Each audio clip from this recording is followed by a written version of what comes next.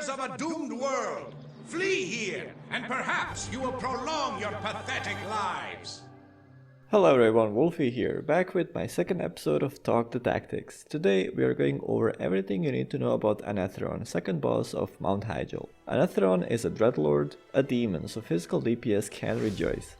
Just like the previous boss, this one has 8 waves of trash mobs as well, but differently picked and sorted. Anyway, more about trash waves a little bit later. Jaina is still your interest NPC and has to survive, while the majority of others are probably dead from the first boss D&D, but hey, it's a Valorant sacrifice. Boss, as Natrazim just like in Warcraft 3, has usual abilities. Melee hits for about ± 6000 damage on tier 5 geared warrior. Sleep cannot be dispelled, but player can be awakened by damage received. Lasts quite long.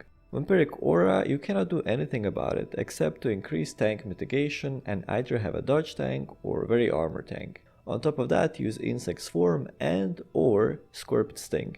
The way it works is that Vampiric Aura heals the boss on every damage dealing melee hit on the tank. Simple. Carrion Swarm, resistible mechanic that requires raid to be spread similarly to the first boss. Carrion Swarm radiates from the boss in a cone of 90 degrees, deals 5000 shadow damage and leaves a debuff that decreases healing done by 75%, which means healers need to be as far as possible and spread as much as possible. If the NPCs are dead, it's good, cause they can be targeted by this ability as well. Cooldown is about 10 seconds, so in the worst case you will have 2 healers with debuff at any point, since the debuff lasts for about 20 seconds. Inferno, second most important mechanic. Every 60 seconds the boss will summon Infernal, which deals about 3k fire damage with its Immolate aura, every second. It spawns randomly on a raid member and stuns everyone around them. Everyone needs to get far away from it as fast as possible. These are best to be tanked by a tank in a fire resistance gear, preferably Paladin. Depending on the raid DPS, Inferno tank gear and his healer, you might want to have your caster swap and kill Inferno if the tank is tanking 2 or 3 and dying. Inferno HP is about 220,000. This is it about the boss abilities. Ways to mitigate or squish those abilities are quite easy. Rogues, warriors or hunters can decrease the healing boss receives from his vampiric aura with their poisons, Mortal Strike or Aim Shot respectively. Further, as already mentioned, Insect Swarm and or Scorpid Sting. Inferno tank gear should cover some fire resistance pieces and aura from Paladin, or alternatively Shaman Totem. Healers can equip a piece or 2 of shadow resistance to gamble and get lucky on Carrion Swarm resist. And at the end, properly raid spreading goes a long way when it comes to survival. Use the same place for tanking as for Rage Winterchill, including Jaina.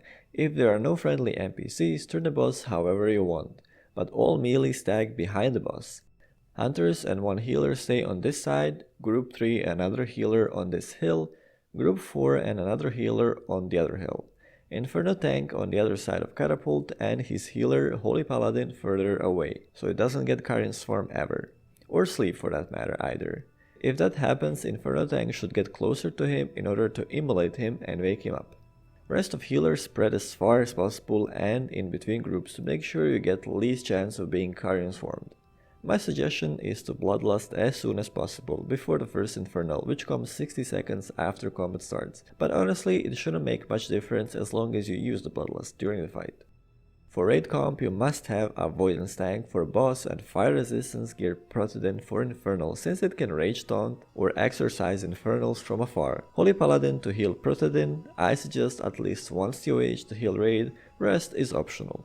On a scale 1 to 5, I'd give this boss 3. Not the easiest but not the hard compared to others in this instance.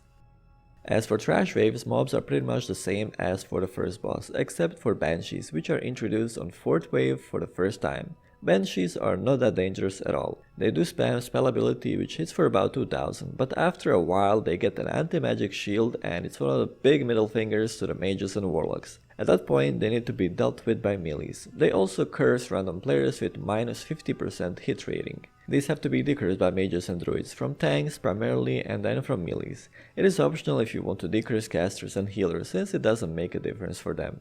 Not in this expansion. If you need info on other trash mobs, feel free to check my video on Rage Winterchill. This is it for Anetheron. Stay tuned for further progression of my one-man raid. Stay safe and have fun playing the game. I'll see you in the next video. Bye bye.